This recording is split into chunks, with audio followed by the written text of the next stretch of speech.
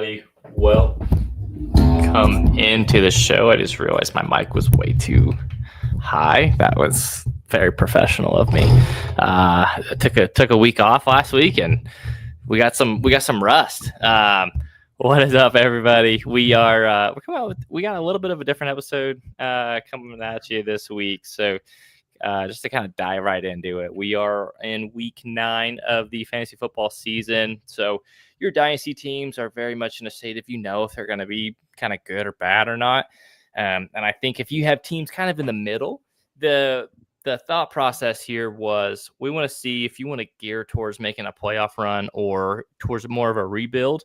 You can kind of look at how these picks have turned out the last 3 years. We're going to kind of we're going to do a quick little redraft where Holler and I go back and forth, kind of take some of these players. We're going to chat about some of the guys that were bust, some of the guys who worked out, we were maybe too low on, too high on, that sort of thing. And then that can kind of help you hopefully identify how some of these picks, maybe how you should value them. Maybe they're overvalued, undervalued, that sort of thing. So that's kind of how we are going to jump into today's episode. But before we get into that, Holler, man, how are you doing? I'm doing all right.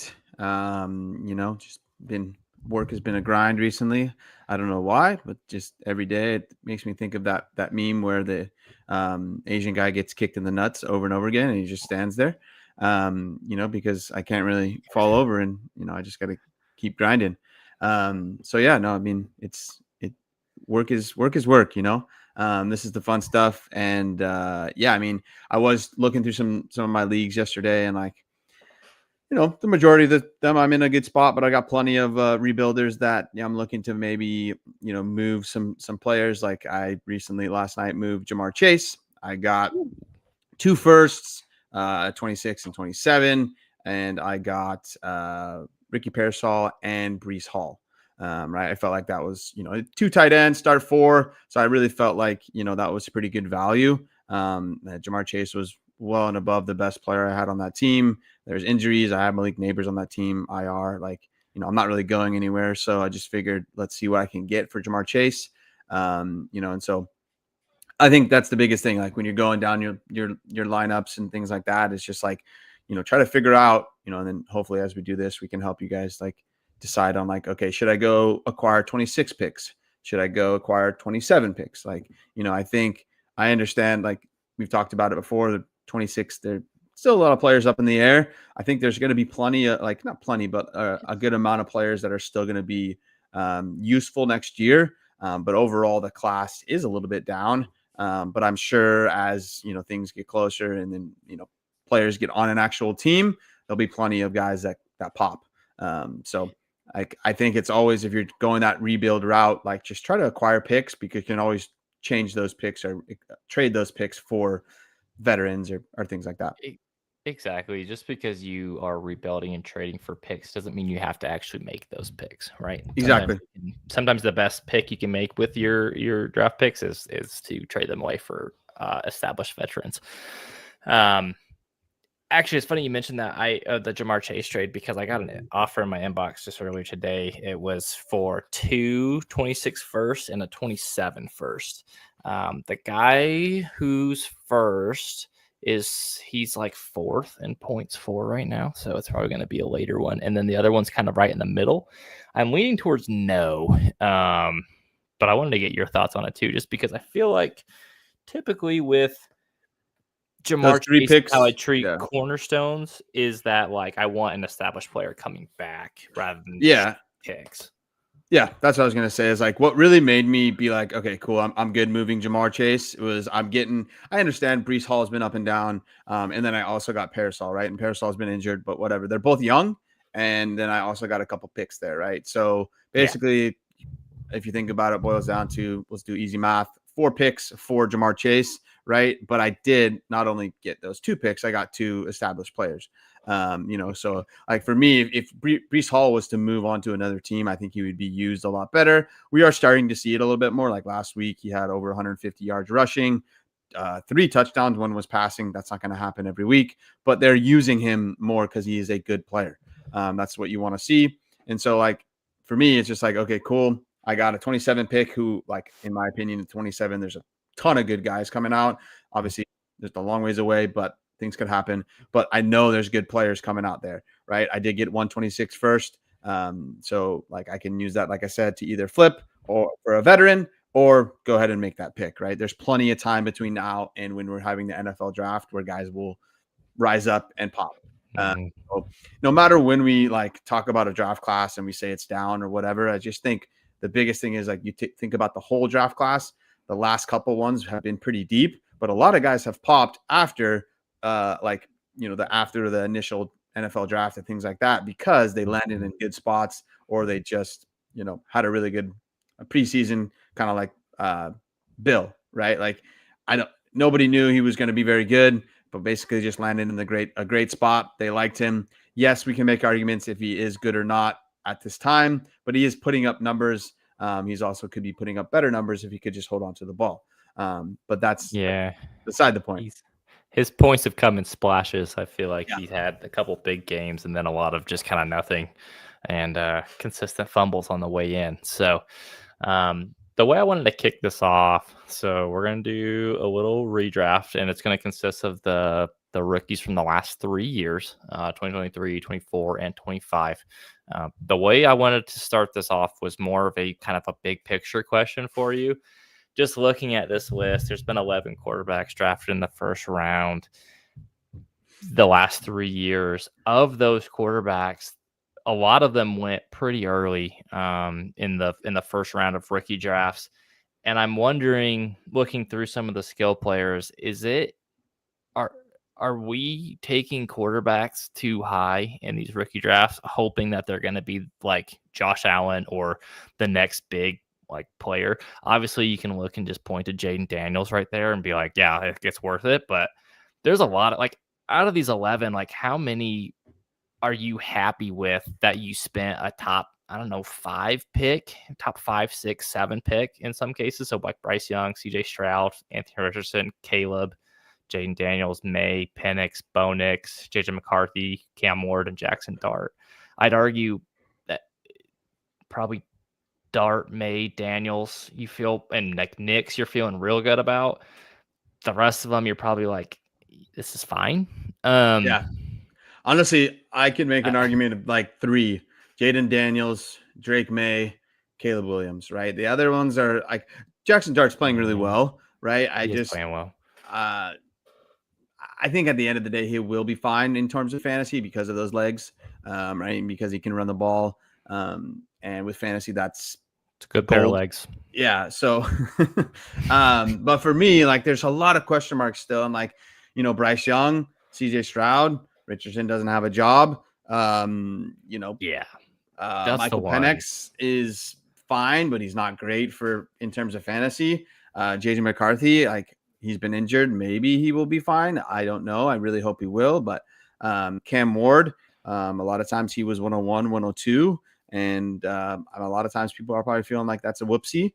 And then, Jackson Dart, you got him at the back of the first, so you're probably feeling really good. So I'll boil it down to like probably 4, right? Because I'll go ahead and lump Jackson Dart in there. But really, to kind of like when I was looking at this, I was like, do I want to take one of these top quarterbacks or do I want to get myself a cornerstone piece that I know, has done stuff and or put up good points? And, because a lot of these quarterbacks here are still deal with injuries. And like, I could argue that Drake May is the best one out of the group now. He has been this year, at least. Yeah. Jaden Daniels, when he's been on the field, has been awesome. He's been a little banged up this year, which is, unfortunate. Hopefully he stays healthy. But I mean, that's the thing. I almost lean, if you're rebuilding and you have a top like 3 or 4 pick, is it better to take one of the skill players and then try to trade and acquire for a vet quarterback to fill that position on your roster rather than trying to shoot for the moon on some of these quarterbacks? Because I can paint a picture. If you have been rebuilding since 23 and you took Anthony Richardson 102, which is likely, you probably could have gotten Caleb or maybe Daniels 101, 102, depending on how your roster went. And then you ended up in the same spot and you were maybe in a spot where you were looking for Cam Ward because Anthony Richardson was off your roster already. So like you could be in a position where your quarterback room, you spent prime aspects, draft capital on it the last 3 years, and where do you have to show for it? Maybe Jaden Daniels or Caleb Williams. Yeah. And Whereas, yeah. And I was just gonna say, like, kind of after Bryce Young and CJ Stroud, right? We had the next year we had Caleb Williams, Jaden Daniels, Drake May. It's like, Caleb's been fine, but not great for fantasy terms. Jaden Daniels has been great. Drake May was, slow moving last year. So like I could make an argument that you should go after those positional players and just get yourself a guy that it may take a little bit of time, like a JSN. But now if you do have JSN, like your team this year is probably pretty good in a really good spot, right? So I think that is an argument to be made. Is like, okay, if I have 101 to 104, right, and I was rebuilding and I have multiple firsts, well then take that positional player with one of the earlier picks and use, if you do have a later pick, or move back and then trade that later first 110 to 112 for a veteran quarterback. Like maybe if you did that in 23 or 24, get yourself a Baker Mayfield. Now this year you're probably in a really good spot in fighting for top 4 position. No, I agree 100%. I think that's probably the way to do it. Now we'll see when feet to the fire come and 26 and the rookies are on the board and you're on the clock. But I think just in retrospect, looking back at it, putting this together, I was like, I think that's probably the right way to go about it. Yeah. And I think it's really hard though, because you would want to think, okay, this NFL franchise is taking a quarterback, top 10 in the draft. Okay. They have to use this guy. That doesn't mean he's going to be any good. Right. And a lot of times, we've seen it over and over again. Cleveland Browns, right? They take a bunch of different quarterbacks and none of them work out, right? And so I think even if a player is, picked later in the first round or even in the second round and they land in a really good spot, maybe the worst, like what you could do is move back and then, get yourself a positional player. Don't like overdraft the quarterbacks. And I think it's really hard, right, in the heat of the moment of a rookie draft, and you see a couple weeks after or the day after the draft is like, okay, this guy now was drafted in the first round, top 10 pick. Nice. He's going to be the next quarterback. Done. And I feel good about that pick. But what we've seen is, there's only a handful of very, very good quarterbacks. Yeah. And the argument I hear constantly, and Wes brought it up in the chat, right, is like, typically the quarterbacks have a higher like value installation, but I don't know if that's necessarily true, because I mean if you look at wide receivers and running backs, like their value doesn't really plummet unless they absolutely suck. I think, to be fair, Bryce Young's value went to the pooper after his rookie year, and generally speaking, I think the wide receivers and the running backs drafted in the first round, their value still stays pretty solid, especially if they're taken towards the top. Like it might dip a little bit, but it's not like they just like fall off a cliff, unless they just completely tank, right? And I think that goes for quarterbacks too. I think that gets overstated sometimes, at least and I mean I know where you're coming from, Wes, and I think you probably still can get yourself a first for Ward, to get yourself a first for Penix. Can you get a first for Ward? He's been pretty bad. But what I was just gonna say is like, but I don't know if people are going to want to do that, right? Who I just pulled up. I was trying to pull up Fantasy Calc and see like any recent trades, right? And I don't know, like who wants to go out and buy Cam Ward right now with him being like very, very down, right? So I know that what you're saying there, Wes, is more of like in general you're going to be able to get a higher draft pick or more value for that quarterback. But when they're down, right, it's going to have to wait till the offseason, and, there's going to be some hype of a new coach. Maybe they, get some guys in free agency, whatever. But, I have a hard time with some of these quarterbacks that we're talking about here outside of, I could say Caleb Williams, Jaden Daniels, Drake May, and Bo Nix, and then even Jackson Dart now is just like, can you get that first now? Yeah, I think they have to perform at least at a base level, and you can tell yourself a narrative of they're going to get better, which I think you can talk yourself into with the receivers and the running backs and tight ends. And I think it really just depends on your league and if they believe in the player or not. And So to some extent, like some of the bigger like fantasy analysts out there, if they start pushing a narrative, if it's a wide receiver and maybe it's like a Matt Harmon, it starts being like, you know what, maybe this guy really wasn't as bad as you think he was. I see that all the time where that'll start Yeah. moving guys. So like you just never know. Like during the offseason, there's always a narrative for these players, and you can kind of sell it that way. But Yeah, and I do think like if you are one of the like if you do have that sentiment of okay, the quarterbacks are going to hold their value more than others, then I think people you could move like in I don't know. I just feel like that any player can kind of tank with their value, right? I don't necessarily think just because it's a starting quarterback means he's going to hold that value. I think the only thing I can say in favor of that is typically, even if they're bad, they will get a chance to start the next year. If a Yeah. wide receiver is like honestly like dog poop, like he might lose his job. Like that's the only thing. But typically speaking, if you get first round draft capital in the NFL draft, like teams will give you at least a couple years before they just completely tank you. I Yeah. mean, Xavier Legat's still on the damn field, and like that dude doesn't Yeah. shouldn't be out there, but he is. So it is what it is. That being said, Holler, I randomly picked you to be the first overall pick. So Yeah. why don't you go ahead and make your selection and Yeah, I had a hard time kick this between bad these boy off. two. I'm gonna stick to what I've been talking about, and I'm gonna go get myself a cornerstone positional player, and I'm gonna go with Gibbs. It was Okay. between Bijan and Gibbs. Like I know people can make an argument of like, oh, how come you don't get Jaden Daniels or things like that? But if you think about it, Jaden Daniels is injured, banged up quite a bit. I can make, you can make an argument. Well, maybe you should go Drake May. Like here in this space, just give me one of the top 10 players in fantasy right now. Yeah, that said, I'm gonna follow suit a little bit, and I know it's a little crazy, but I'm gonna go Bijan here. I think he's one of the best running backs in football right now. Granted, I know he just had a bad game against Miami, but He did. I think you're pretty locked in on Bijan. I think he's pretty locked to get a second contract. He's still on his rookie contract now. I don't have any doubts that he's going to be awesome for the next like 4 to probably 6 years. Yeah. With Jaden Daniels, I can't leave him on the board any longer. He's going, easily in the first round of startups.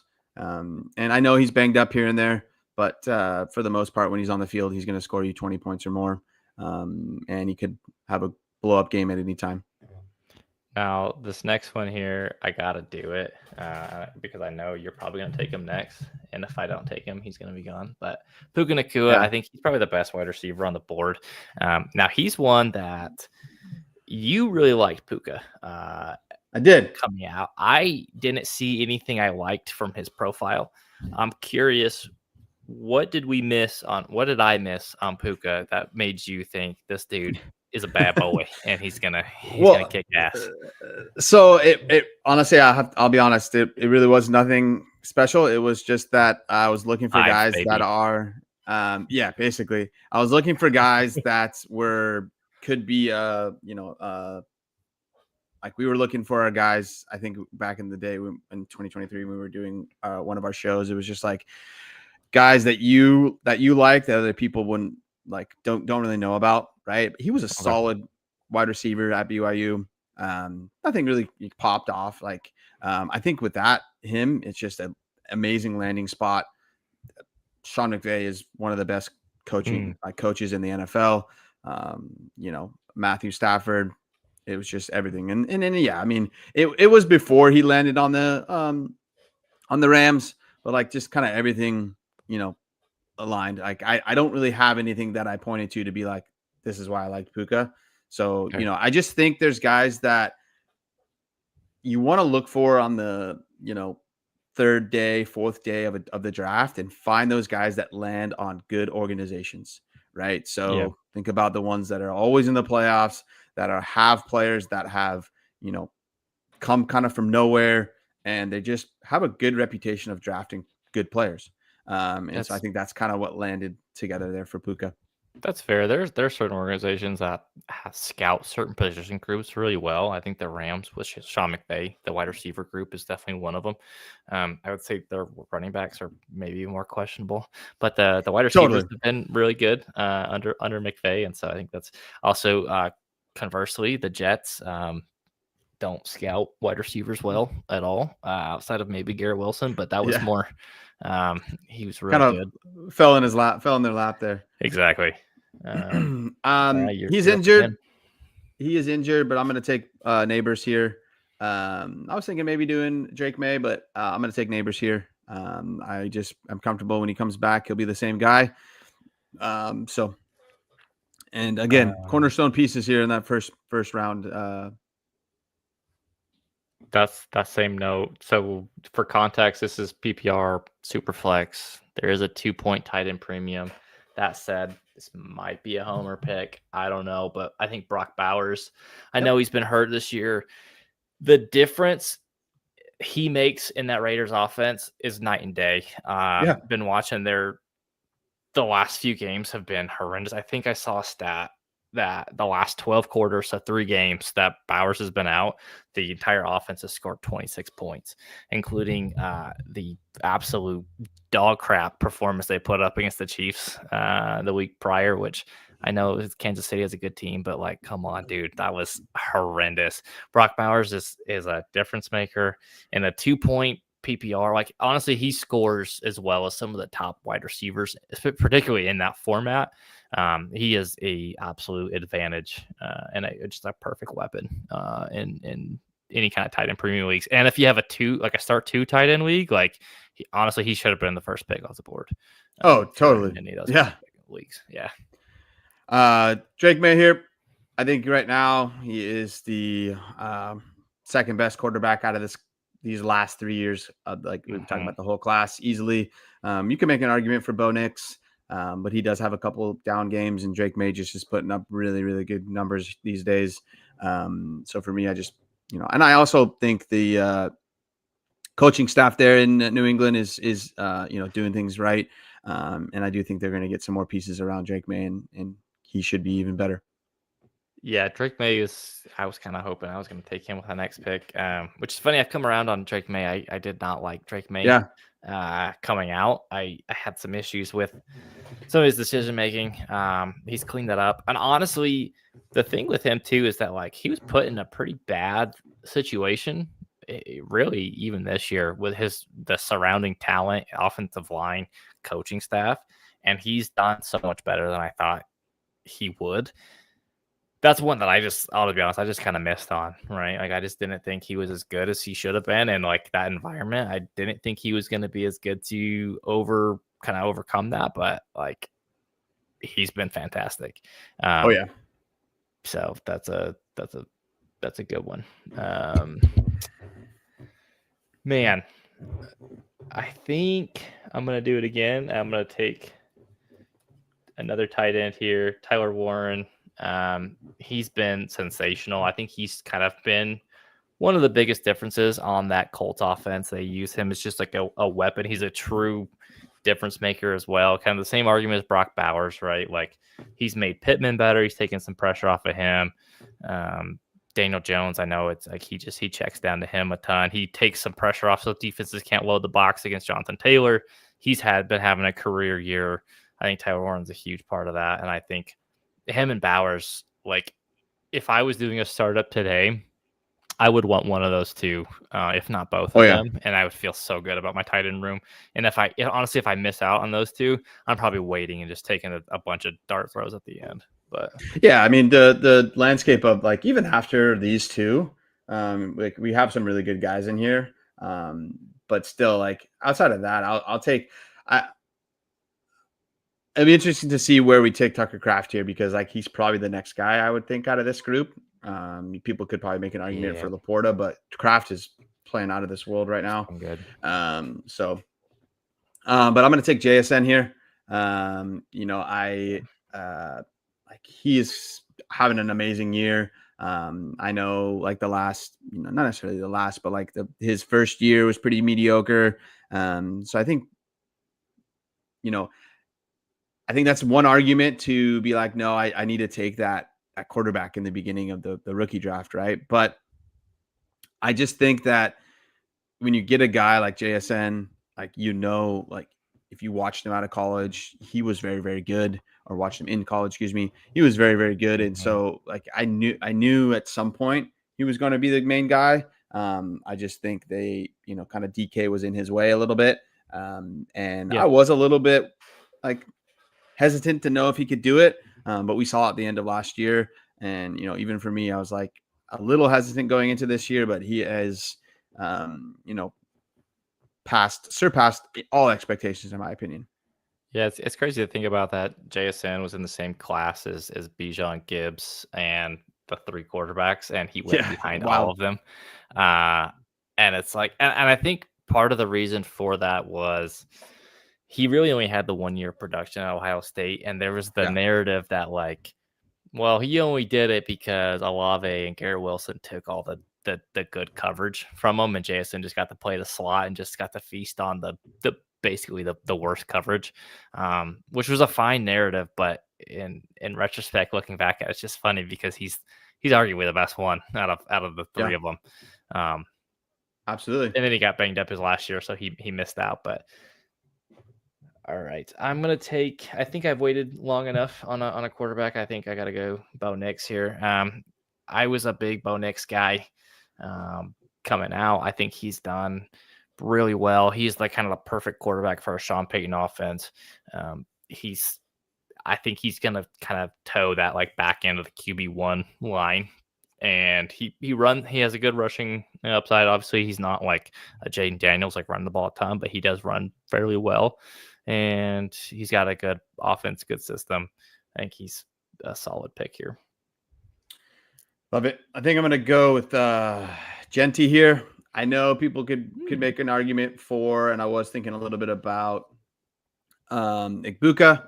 But if you're looking into the numbers a little bit more with Igbukah, there's a little question marks there, but I obviously he would be, the next bunch of players coming here. But I just think, I know Genty is kind of been up and down this year, but I'm going to just believe in the player and know that he, they're going to get better pieces there in Oakland, or excuse me, in Las Vegas. And I think there's better days ahead.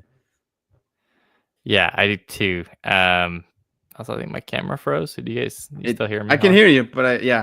I can't. Typically it's me. Froze. Yeah, for some. Oh, there we're back. Indeed, I yes. thought about Genty, but that offense is a huge mess right now. But I think it's not his fault. I'll say that. There was a point this season where he had more yards after contact than he did total yards. And it's like, dude, what is happening? It just doesn't make any sense. Like, how is this a thing?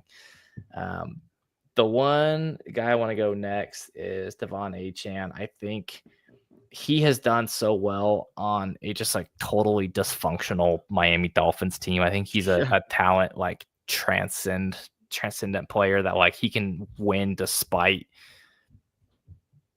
the situation around him. The poor offensive line play, poor quarterback play, the poor coaching, and he's still out there just putting up a ton of numbers because he's a bad man. So I like Achane quite a bit. Kind of looking through, we did the first 12 picks here. We took 1, 2, 3 quarterbacks, and a lot of skill positions. So I think we kind of backed up what we were saying in that you might be better off taking some of these skill guys than the running backs. And the quarterbacks.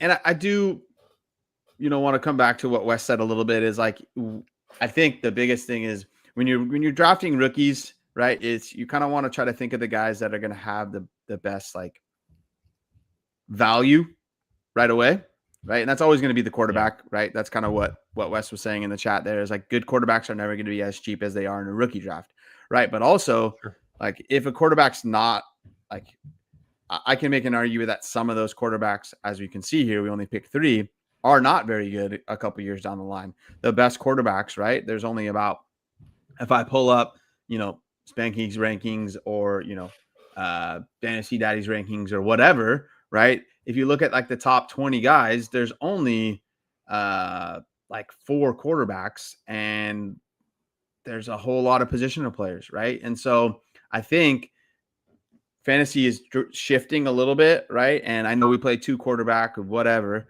right? But there's guys that can kind of pop any week to be a good quarterback.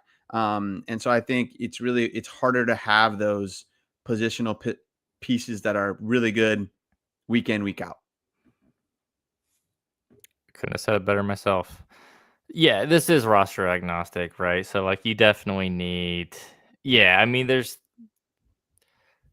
is just kind of drafting for best Yeah, player. less value. Obviously, there are. I mean, I'll be honest with you. I have a decent amount of Jackson Dart shares because I had extra first round picks on rebuilding teams because I was rebuilding and I got them from contending teams, and I just took them because I was like, well, I'd rather take a different player here, but I was like, I need someone to start in my quarterback spot, and now I'm like, well, that worked out, but a lot of times it doesn't. Like you could have very easily have taken Will Levis or JJ McCarthy there, and in the last couple of years, you're just like, well, I don't have anybody to start because they suck, or just they're not on the field, right? So, and I think that's a really good point that Wes said is like you should always, in my opinion, you shouldn't in a rookie draft specifically, you should not draft for what you need on your team, right? So you should always like, I know it's like, oh, I pick best player available, right? But you want to always like think about, there's a couple things you want to think about, right? What you need is if your team is in a position to, possibly win, or think about like what's the best player that's available that I think could increase in value, right? And I think that's kind of where Wes is talking about with like quarterbacks are never going to be as cheap as they are in a rookie draft. And then exactly what you said is there's teams where, okay, I may not need Jackson Dart, but I'm going to take him here because once he does start, his value is going to skyrocket, right? Or vice versa. I don't have very many quarterbacks. Maybe Jackson Dart's not going to start. Okay, cool. I'm going to take him here. Same thing. I will be able to continue with my rebuild and grab another player or more picks once he starts, right? And so I do agree that quarterbacks are never cheaper than in a rookie draft. But like when we are looking at players a couple years down the line and we know like how these players have shaken out a bit, that's why we're going to only see so many, quarterbacks, is because a lot of quarterbacks that come in the league as a rookie flame out. There's not very many that are that the number that flame out is much more than are very good. It's a double-edged sword in that like it's the cheapest you're going to acquire that quarterback, but also there's a pretty good substantial risk that they might just not be in the league in 3 years. And so you're really taking, and chances are if you're taking them 101, 102, 103, like you need them to hit, and like there's a decent chance they're not going to. Yeah. And to me, like if you look at it, it seems like the safest position is probably wide receiver, right? Like maybe it takes a little bit of time, but the safest position in general, like there's no safe position, but the safest position I think is wide receiver, right? At least with like first round wide receivers, right? Exactly. Exactly. Because really QJ is the one that stands out as like, and even he's had his moment in the sun. Yeah. Xavier Legette kind of sucked. Ricky Pearsall, I mean, he's had some injuries and got shot, so I'm not going to hold that against him. But like, we are doing only 3 rounds, so there will be a good amount of players here that we don't even draft, and we'll be like, oh wow, this guy was actually drafted in like the second round or the back of the first round of 2023. Like, clearly that was a miss. Yeah, no, 100%. Like I can tell you right now, Anthony Richardson's not going to get drafted, and he was a 102 in 2023. Yep. So. That said, I'll kick us off, and we are going to snake. I'll kick us off for the top of the second round. I'm going to take Caleb Williams. I think I really was debating him or Jackson Dart, and I wanted to go Jackson Dart just because he's more fun. I think he's a more fun player, but I do think Caleb has more talent. He's in a better situation. I know there's been moments for Caleb this year where I've been kind of up and down, but I think he is improving, at least as far as I can tell, under Ben Johnson. I think hopefully he continues that trend, and especially I think where he might take the biggest jump is next year. Year 2 in the same offensive system, I think will be beneficial for him and like Adunze, and hopefully Colson Loveland will start to funnel in and start to pick up that offense. Absolutely. Love it. I'm going to go Egbuka here. I'm definitely going with the roster agnostic here. Like I'm not even worrying about what and who. I'm just going to Yeah. take best player here. Ibuka, right? I think looking at some rankings here, he's like top 20 in fantasy rankings right now, which might be a little bit crazy. But he's very good, right? I think he's going to take over that wide receiver one if he hasn't already. I think he is going to be the wide receiver of the future there, and he's tied to Baker. I'm hoping he continues to be very good. We will see. But he is a very good wide receiver, and he will be the wide receiver one there in Tampa Bay. So same rationale, different situation. I'm gonna go Rashee Rice here. It pains me as a Raiders fan, but Rashee Rice is a bad man, dude. Yep. I think he has a. I wouldn't say he's the most talented wide receiver. I think he has a kind of a. I don't want to call it a limited skill set, but there are some things he does extremely well, and frankly, there's no one else in the NFL I trust more than Andy Reid to Oh use a yeah. receiver like that. And I mean, just the 2 games he's been back this year, he's been freaking amazing. The beginning of last year, he was fantastic. I think he was like on like a wide receiver like 3 pace, like the wide receiver 3, not like a wide receiver 3. I think he's picked up right where he's left off. He's been fantastic. Their run game hasn't been good, so Kansas City has been throwing the ball a ton. Mahomes is pretty good. Yeah, Greg going Rice over Buka. I think I would as well. Yeah. They're So real. It's they're yeah. close. So So so I pinned that so I wouldn't forget that. Like it was tough. I didn't know exactly who to pick between those two. And unfortunately, my recency bias kind of took it there. But you can flip a coin there, and I don't think you can go wrong either way.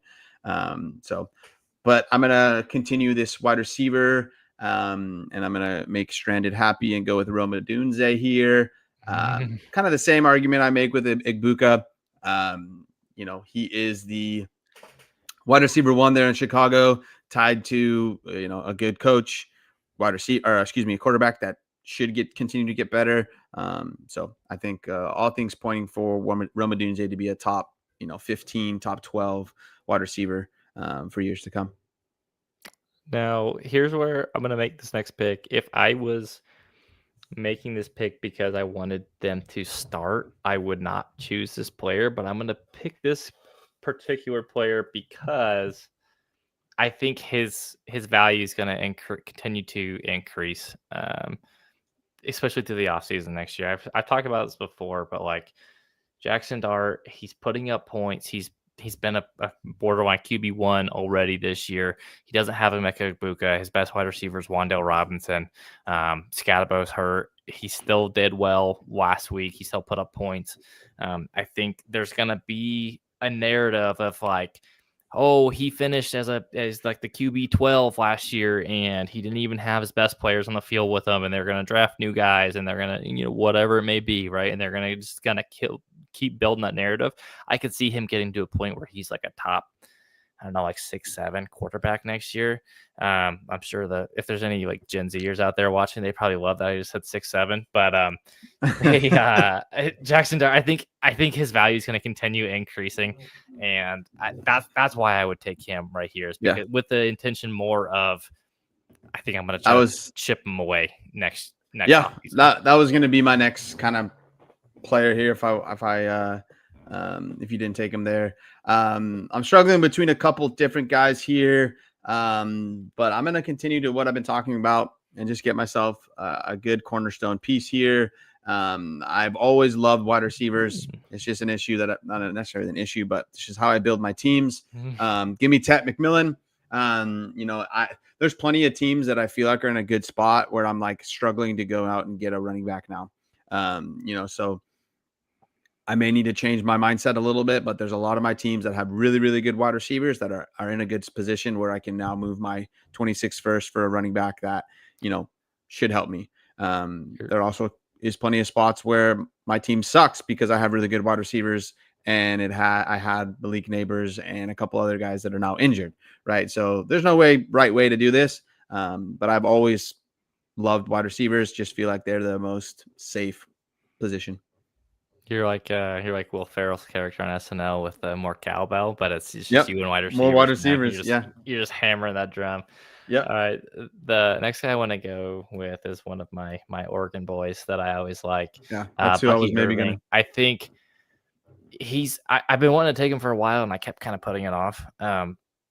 He's an example of when you watch a player's tape and you really like what you see, the analytics come in, they match kind of what you see on film, and then for whatever reason they don't test well, like don't overreact to the combine. Bucky Irving, I'm convinced he fell in the draft because he tested poorly at the NFL combine. But like if you watched his game tape at Oregon, Yeah. you looked at his analytics, dude was a monster at Oregon for a few years. He was fantastic. He slipped way into the third round because he fell in the NFL draft. He didn't test well, and people were concerned about, he's not big enough. And he went to a situation where he's like, well, he's behind Rashad White, whatever the narrative was. But he's a good player, and it's like I think once you find a player you like pre-draft, don't let the outside noise affect you too much, right? Like just kind of stick to your guns, have your take. Yeah. Sorry, I didn't mean to cut you off. I just wanted to No, make you're sure good. we hit on this. But yes, I agree 100%. Right. I Yeah. did take Ibuka over Rasheed Rice. I'm kind of just going. Again, I told myself before trying not to have recency bias kind of creep in a little bit. But I do agree. I do think if you can move Ibuka for Rasheed Rice plus, even a small plus, I would do it. There are some. I wish I had them offhand. But there are some stats that are kind of a little bit alarming with Emeka Ibuka. So yes, if you can move off to get yourself Rice, then I would do it 100%. I know I've seen people are worried about Ibuka's like touchdown rate. And Yeah, I get that, but at the same time, like some players just have a knack for the end zone and like where they're supposed to be on the field and understanding coverages. And I think he's just one of those guys, and him and Baker are on the same page. Like I remember, what was it? Like after Tyreek Hill's first year, people were like, oh, made such a big deal about like, oh, he had so many touchdowns over 20 plus yards. Like he can't possibly do that again. It's like, well, some players are just good. Like some players just score well. They understand defense. They know how to get open. Like they don't regress because they're just good players. They're on the same page with their quarterbacks, and the offense just fits their scheme well, right? Like, yep, and I think Egbuka is one of those guys. So I get the numbers thing. I would caution a little bit because I think he's better yeah. than he gets Yeah, no, I'm credit not moving for. him unless I'm getting an unequal player with a little bit of a Sure. plus, right? Unfortunately, I don't have a ton of Ibuka, but yeah, I love that move right there, moving Ibuka for Rice. So I'm going with Quidshawn Judkins here. With how bad the Browns are, he has actually been a really really bright spot. I wish he's had a couple more touchdowns, but that's okay.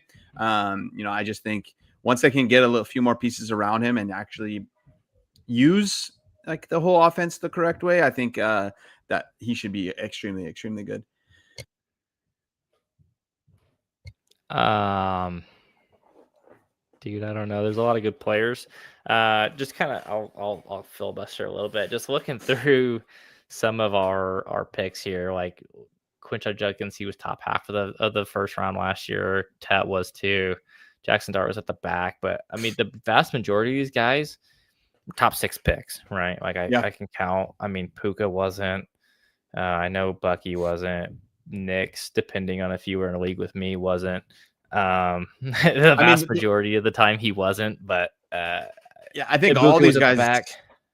Yeah, I was gonna say I think all these guys were firmly in the first round. Couple guys in the second round, and that's about it. So Puka and like Bucky. I again we've talked about it, but I really really kind of am pushing towards maybe like unless the quarterback is out of this world, which is we don't really know who that is, to be honest. Like I think I feel more comfortable taking these positional players in rookie drafts. Yeah, I agree. I am going to take Tucker Kraft here. I think the tight end position, he's one of the few kind of difference makers at tight end. I know Ron would yell at me if he was here that I took him over his beloved Lion, Sam Laporta, but I think Tucker's just a better he gets more targets in his offense. I'll just Yeah. put it that way. I don't want to say he's better than Laporta, but he is very good. Yeah, yeah. All right. I got a hard Crazy. decision here. Okay. I'm gonna go with Amarian Hampton, right? I know he's injured. I know he has Almost took him too. been up and down. But again, I'm gonna stick to I believe in the player. His tape was great. I think he was starting to heat up a bit, and then he got injured. So I just really love the landing spot, right? They run the ball really well. I think a lot of things happen with the Chargers. They lost 2 offensive linemen, so I just think there's a lot of other factors that are kind of pushing him down a little bit. I think he could have gone up a little bit higher if he was not injured. Yeah, I mean, I think you saw at this last game they got their left tackle back in Joe Alt, and they were. I mean, Kamani Vidal just ran Yeah. circles around, right? Like I think some of it is just outside of him. He kind of suffered from the same thing that Genty has, where like the line just can't block for him. I think when he comes back and the line is healthier, I think he'll do better. Like he was starting to run really well recently. I think. Oh man, so I'm looking at a trio of wide receivers here, all from last year's draft class, and I think this might be crazy. I'm looking at Marvin Harrison Jr., Brian Thomas, Xavier Worthy. I think the one I want to take though is Lad McConkey. He's been, there was the start of the season where Quentin Johnston was doing his, resurgence thing. Keenan Allen was on his farewell tour, just getting touches and touchdowns. But Lad McConkey the last couple of weeks has been awesome. I think it was one of those where like we might have overreacted to a smaller sample size of him just not getting the ball for whatever reason. But like he's been really good again. I think he's always been good. He just for whatever reason just wasn't getting the ball. But Lad McConkey's awesome, man. And I think one thing I would say, good players like that are going through kind of trouble spots in their career for short periods of time, maybe 4 to 6 weeks at a time. Like that might be a time to buy a dip if people are starting to freak out, right? And like you can kind of point to, maybe it's just weird things happen, right? But like good players usually will come back and start performing again. And like there was a time where people were taking Quentin Johnston over Lad McConkey this year because QJ was just could do no wrong, which now looks a little messed up if you look at it after the last few weeks. But yeah. All righty. I have a little bit of a hard one again. I think I'm gonna just might be not the right decision. I'm gonna go Sam Laporta here. I think that's I know a lot of people love Gadsden right now, but I caution a little bit. But I was in on Gadsden as well. Like that, I love those guys that are kind of, he was new to the tight end position. I love those guys that are a little bit overlooked. But yeah, I'm gonna take Sam Laporta here. We know who he is. He's been playing like he's a little bit up and down. Last year was not as good. I think there were, he had a little bit of a lingering injury. But I feel pretty good about that right there. I know running out a little bit of time, so I'm going to keep it going, and we can do a little bit of recap for the whole thing. I'm going to go CJ Stroud here. I don't love the pick here, but I think right now, we're running into some guy like, I think all the top end guys are running out, right? I still have some question marks with Brian Thomas Jr. I still have a little bit of question marks with Marvin Harrison Jr. Those are the only 2 other guys that I probably would take over CJ Stroud. But give me the quarterback. I know he's going to get me, 15 to 20 points. He's probably going to have a couple bad games here and there. But if that guy can get some offensive line help and a running back, he's got really good wide receivers. So I think he will be all right. I like it. I am going to take Marvin Harrison. I was debating between Marvin Harrison Jr. and Brian Thomas here, and I think they're both have kind of had maybe not as great year 2s as one would hope. I think for me though, Marvin Harrison Jr. is a really solid player. I think he's really suffering from a bad offensive coordinator, and Kyler Murray sucks.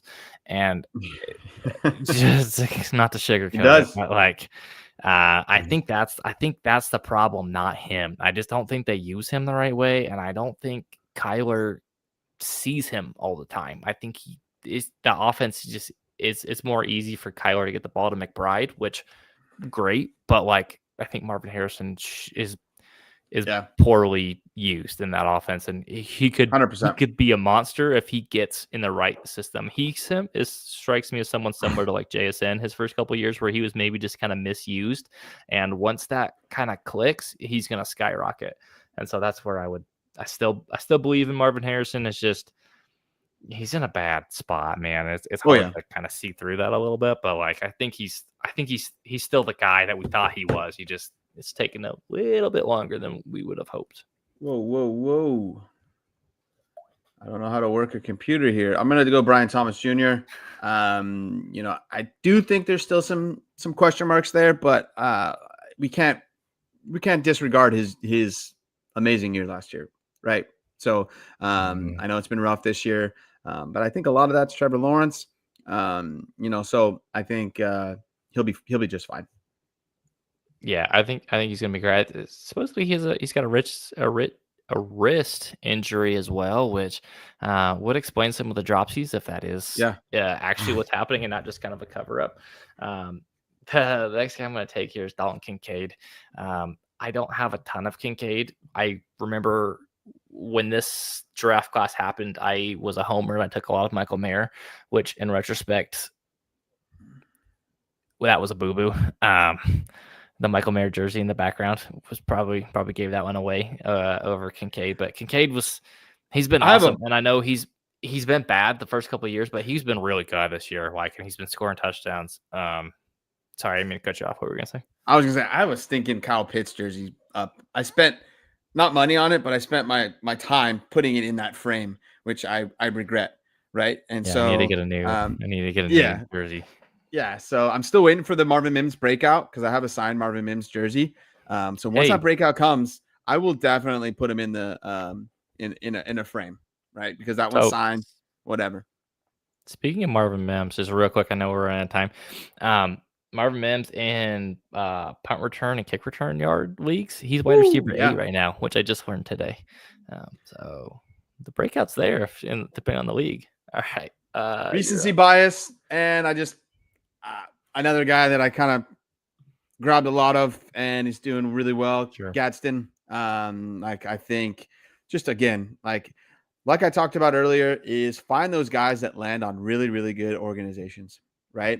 If you look at the tight end room where he landed with the Chargers, I know a lot of people, even coming out of college, like we're a lot of question marks there.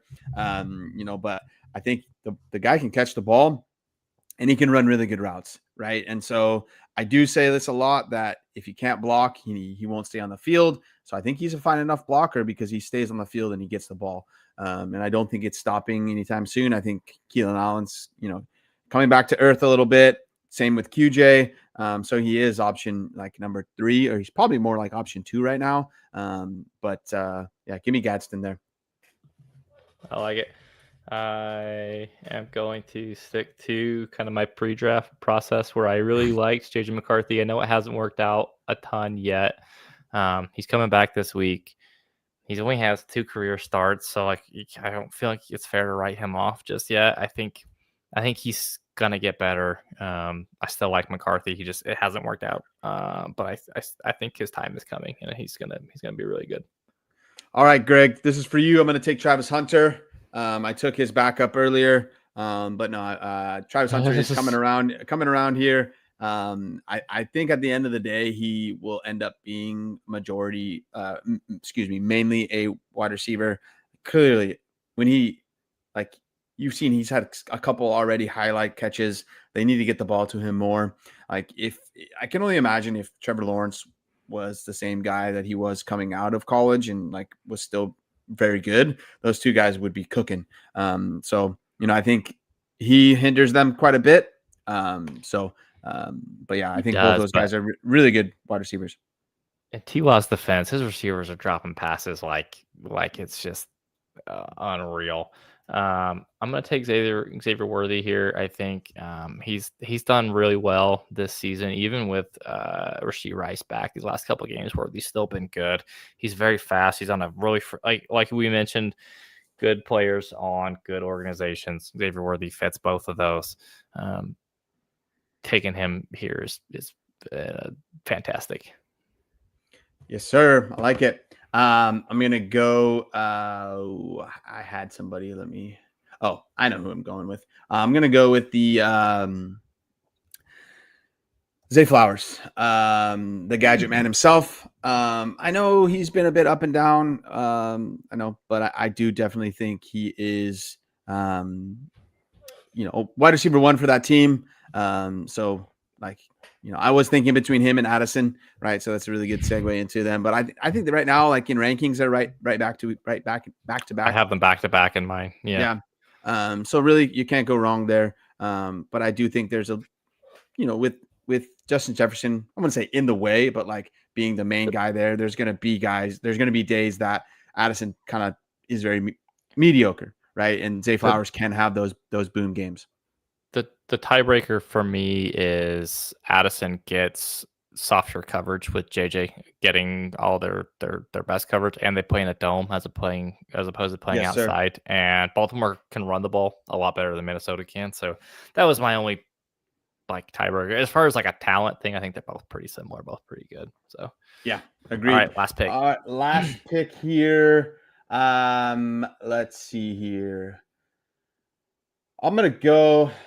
Oh gosh, it got kind of gross. Did get kind of gross. I'm gonna go Harold Fannin. Ooh, I like that. He is, just I think him and Judkins are kind of the future of the Browns offense. I know Njoku is very good as well, but Gabriel's just been looking for Fannin, and then also I just think they're going to try to get the ball to Fannin quite a bit. He does a lot of different things. He reminds me a little bit like Tyler Warren, but I think obviously Tyler Warren is on a whole different level, but he reminds me a bit of Warren. Fan is another guy that like he was awesome if you watched his tape, and then he tested very poorly at the combine, and people were like, "Oh, I don't want this dude. He was a little undersized. He ran slower than we thought he was going to." And it's like, well, he didn't forget how to play football. Like he's been playing at that height weight, like his whole career, and he was good. So don't overthink it sometimes. And then my last pick, I gotta take the Scat Man. I know he's hurt, but like he should be back for next year. He's such a fun player, man. I don't know how long he's going to be relevant for, but I love me some Scatabo. Yeah, that was tough. It's hard with the recency bias a bit, right? As this guy's injured or whatever. And there's a lot of guys still on the board here, like Ricky Pearsall. Let me just kind of scroll up a bit here, like Ricky Pearsall. Brown. Matthew Golden is playing terrible, but I still think he's a good player. Chase Brown's there. Jaden Reed. Josh Downs, Marvin Mims. I'm just kidding with that. But yeah, no, I mean, then Michael Penix, Bryce Young, Cam Ward, like there also are some good quarterbacks here. And like, to me, we got spoiled a bit the last couple of years. Right. And for me, this kind of shows that we've kind of talked about that 2026 is a little bit down, but there's going to be plenty of guys that pop, right? And so I know there's times that we say, oh, move your 26 picks for 27. Like obviously 27, the guys in general are a lot better, but there's guys in 27 that we thought they're going to be super good, like Arch Manning, right? It's not working out yet, right? And so if you were going to put all your eggs in the 27 basket, you just got to be more like flexible, in my opinion. Yeah, I think my takeaway is don't be afraid to go against consensus ADP. If there's probably going to be quarterbacks taken at the top of the draft next year. I don't know if there's one that's like this is a generational talent. I think that gets thrown around a ton when it really doesn't equate to the same. Like, don't be afraid to take the running backs and the wide receivers or a tight end who has first round draft capital over some of those quarterbacks, just because the quarterbacks are positional value means more. Yep. Take the better players. Absolutely. Yeah. Yeah. Kind of Well, makes it's me go fun. back and think about it a little bit. Like maybe I'll overdraft a little bit of a positional player, but at the end of the day, or like a couple months down the line, or 9 weeks into the season, you're gonna feel a little more comfortable with a guy that's actually putting points on the board versus a guy that's maybe a backup now. Definitely. Yeah, and it's too early to write off next year's class. There's going to be guys that show Yeah. up and guys that pop, but in general, I feel really good about probably the first like 6 or 7 players off the board next year as of right Yeah. now. So we'll see what happens. We got plenty of way to go, but just to kind of think about this as like here's some of the guys that are drafted in the first round that have now, like, we decided we weren't going to take them in the first 3 after a couple of years. Just think about that as you're making your decision on your dynasty rosters of whether you're going to compete, trying to trade away picks or trade for picks, right? Of like kind of what might this pick actually look like. It sounds good right now, but it might not be in the future. And Yeah. that And then said, and then one last thing is just like at the end of the day, like I feel like draft position, like NFL draft position, is not as big as the organization drafting the player, right? Like, if you look yeah, at some of these guys here that have kind of busted, like they are on a shit organization, right? And so the majority of these guys, if they have been good on a bad organization, they're a very, very good player. But for the most part, questionable guys, could be good, but they ended up in a bad situation. So always think about. I think recently I've been thinking a lot about more when I'm doing my rookie drafts about the landing spot and the position and the team that they land on versus just like how good is the player. good player, good coaching, good situation. When all 3 of those things line up, your odds of not drafting a bust are pretty high, in Oh my yeah, opinion. So obviously, hindsight, we have the benefit of hindsight here, but totally. Yeah. yes, yeah. That said, this is a fun episode, a little bit different from our normal end season content, but hopefully you guys liked it and enjoyed it. Feel free to join our Discord. We've been discussing a lot of fun things in there today. I know we got into a Daniel Jones discussion today, which was pretty fun, but stick with us and we'll catch y'all on the next one. Appreciate everybody. Peace out. Peace.